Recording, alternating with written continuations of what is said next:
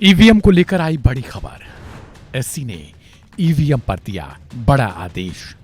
Electoral bond के बाद अब क्या 2024 चुनाव अब बैलेट से होगा?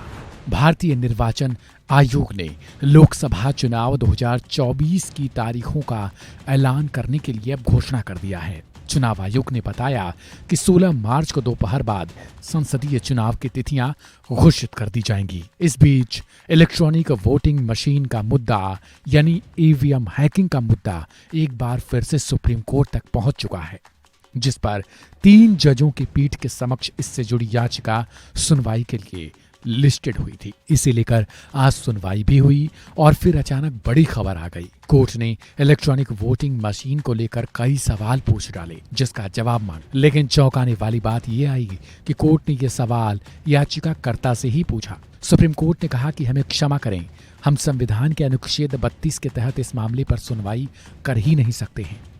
सुप्रीम कोर्ट ने ईवीएम के कामकाज में अनियमितताओं का आरोप लगाने वाली याचिका पर शुक्रवार को विचार करने से साफ तौर पर मना कर दिया। सुप्रीम कोर्ट ने कहा, हर पद्धति के अपने सकारात्मक और नकारात्मक पक्ष होते हैं।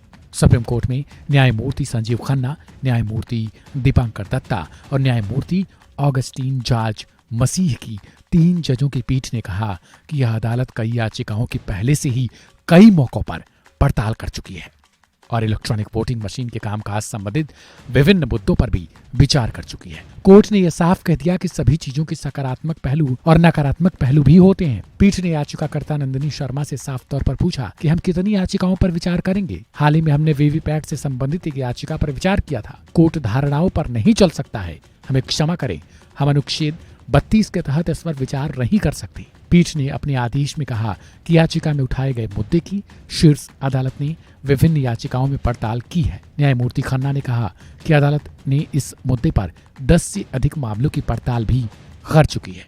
जानकारी के लिए बता दें कि अनुच्छेद 32 में संवैधानिक उपचार का प्रावधान है। मतलब यह कि यदि किसी को लगता है कि कोई मसला या मुद्दा या फिर नीति संविधान के प्रावधानों के अनुरूप नहीं है, तो वह न्यायपालिका से मदद की गुहार लगा सकता है। हालांकि ईवीएम को लेकर कोर्ट ने साफ तौर पर कह दिया कि इस पर चर्चा करने और रोक लगाने जैसी बातों को हम सिरे से खारिज करते हैं, क्योंकि कई चीजों की सकारात्मकता भी होती है और कई चीजें नकारात्मक भी हो सकती हैं। यानी कोर्ट का साफ तौर पर मानना था कि वो आने वाले समय में इस मामले पर सुनवाई नहीं करना चाहता है।